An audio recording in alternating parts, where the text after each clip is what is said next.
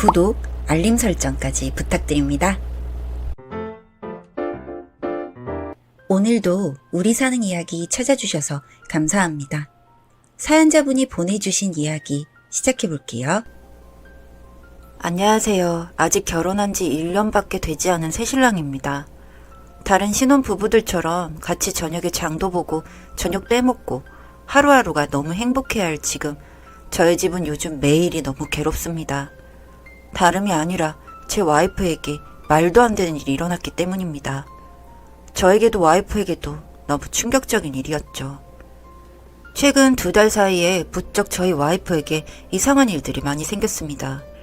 서로 맞벌이를 하는 터라 떨어져 지내는 시간이 많은 탓에 아내에게 이런 이상한 일들이 자꾸 생긴다는 사실을 처음 알게 되었을 때 아내가 걱정돼서 불안해서 미치겠더라고요.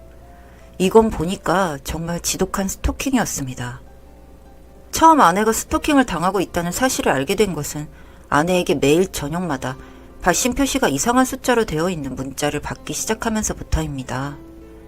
매일 저녁 7시마다 아내에게 누군가가 오늘 하루도 고생했다며 문자를 보내기 시작하더군요.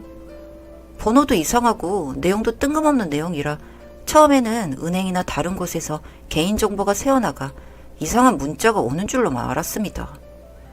보이스피싱처럼 중국에서 날아온 문자인 줄 알고 아내를 안심시켰었는데 이게 하루 이틀이 아니라 2주 가까이 정해진 시간에 같은 문자가 날아오니 그때부터는 저도 무섭더라고요.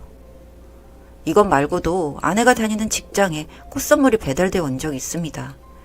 그날은 와이프 생일날이었는데 저녁에 퇴근할 때쯤 아내에게서 전화가 와 제게 생일이라고 꽃을 배달시킬 생각을 어떻게 했냐며 호들갑을 떠는데 저는 꽃을 배달시킨 적이 없거든요. 그날 이후부터는 종종 아내가 다니는 직장으로 머리끈이라든지 양말 같은 사소한 선물들이 선물되어 왔습니다. 이 정도가 되니 저도 불안해져서 매일 퇴근할 때는 제가 아내를 데리러 가기 시작했습니다. 서로 직장이 조금 거리가 있었지만 거의 대부분 제가 아내를 직접 데리러 갔고 그 와중에 아내가 다니는 직장 주차장에서 낯선 남자를 보았습니다. 제 차가 주차장에 들어가며 언뜻 봤지만 후드를 눌러쓰고 직원들이 나오는 모습을 유심히 보던 사람이었고 제 차가 들어가면서 그 남자는 사라졌지만 분명 저는 그 남자를 보면서 왠지 아내를 스토킹하는 사람이 저 사람일 것 같다는 생각이 들었습니다. 그래서 전 황급히 아내를 태우고 주차장을 빠져나오면서 그 길로 경찰에 신고를 했습니다. 제가 더 이상은 너무 불안해서 신고를 하지 않고선 안 되겠더라고요. 112에 전화를 걸어 신고를 하니 경찰이 구체적으로 금전이나 신체에 발생한 피해가 있냐고 묻더군요. 그건 아니라고 하니 확인해보겠다고 대답은 하지만 저는 경찰로는 해결이 되지 않겠다라고 생각을 했습니다. 집에 돌아와 스토킹에 대한 처벌을 찾아봤지만 단순 경범죄로 벌금 6, 7만 원 물면 끝이더라고요. 그렇게 한 달이 되었을 때 아내는 결국 다니던 직장에 휴직계를 냈습니다. 회사로 이런저런 물건들이 배달되어 오는 걸 보면서 아내가 다니던 직장에서도 심각성을 알았는지 생각보다 수월하게 휴직을 하게 되었습니다. 그 후로 아내는 집에서 틀어박혀 나오지를 않았습니다. 아내 나름 너무 스트레스였겠죠. 성격도 예민해져서 집으로 어떤 우편이 오더라도 예민하게 반응하고 집 밖에서 나는 소음도 굉장히 거슬려 하더군요. 먹고 살아야 하긴 했으니 저는 직장을 계속 다니면서도 집에 있는 아내가 너무 걱정이 되었습니다. 그렇게 우울해져만 가는 아내를 달래고 싶어 같이 여행을 가기로 했습니다. 주말에 연차까지 붙여서 서로 연애하며 처음으로 여행을 갔던 남해로 여행을 가기로 계획을 세우고 떠났죠. 모처럼 집 밖에 나와 바닷바람도 맞고 맛있는 것도 먹으니 아내의 얼굴이 한결 편해지더군요. 그동안 엄청나게 스트레스를 받았을 아내를 위해 2박 3일 여행 동안 최선을 다했습니다. 먹고 싶은 거, 보고 싶은 거, 하고 싶은 거 다 하고 집으로 돌아오던 날 결국 일이 터지고야 말았습니다. 세상에 며칠 만에 돌아온 집은 누가 헤집어 놓은 것처럼 서랍들이 다 열려 있더군요.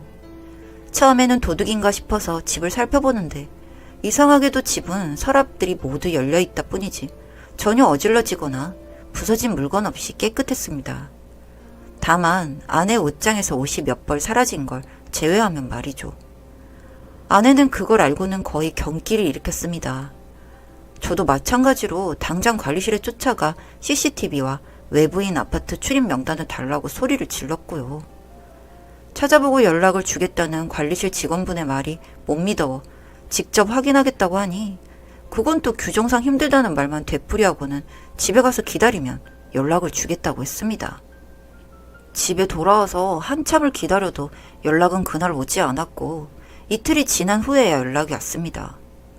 확인해보니 확인되지 않은 외부인은 없었고 아파트 복도에는 사생활 문제로 CCTV를 달아놓지 않아 아파트 현관 밖에 CCTV가 없는데 거기서도 외부인은 없었다고 하네요. 당최 확인되지 않은 사람이 없는데 도대체 누가 저희 집에 와서 이런 짓을 한단 말입니까? 경찰에 신고해봤자 또 금전적인 피해가 없다면서 우선순위를 뒤로 둘 텐데 정말 답답하고 왜 이런 일이 저희 집에 생겼는지 눈물까지 나려고 했습니다. 그 뒤로 한동안 아내에게 어떤 이상한 일도 생기지 않더군요. 2주를 갑자기 조용하게 보내고 나니 이제는 정말 아내에 대한 지긋지긋한 스토킹이 끝난 줄로만 알았습니다. 아내도 스트레스가 없으니 하루가 다르게 좋아지더군요. 한동안 아내에 대한 안 좋은 소식을 알고 계시는 저희 어머니가 아내 기분을 풀어주고 싶다며 본가에 저희를 초대하셨습니다. 맛있는 거 많이 해놨으니 편하게 와서 먹고 마시고 가라고 하시길래 토요일에 아내와 저는 본가로 가게 되었습니다. 집으로 들어가니 정말 상다리가 휘어지게 음식을 많이 해놓으셨더라고요.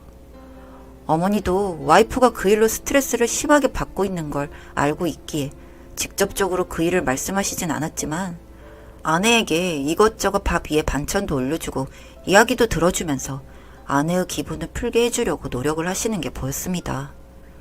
그렇게 한참을 먹고 마시며 이야기를 하니 아내도 많이 편해하는 게 보였습니다.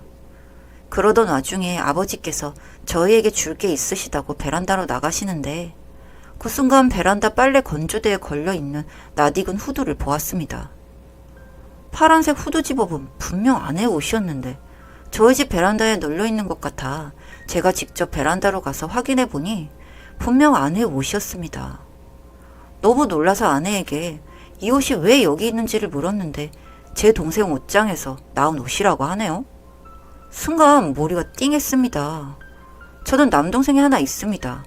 저랑은 나이 차이가 6살이 나서 평소에 저를 무척이나 어려워하는 동생입니다. 평소 말수도 별로 없고 숫기도 없어서 제가 처음 아내를 집에 데리고 와서 형수 될 사람이라고 소개를 했을 때 동생은 아내와 눈도 못 마주치던 아이였습니다.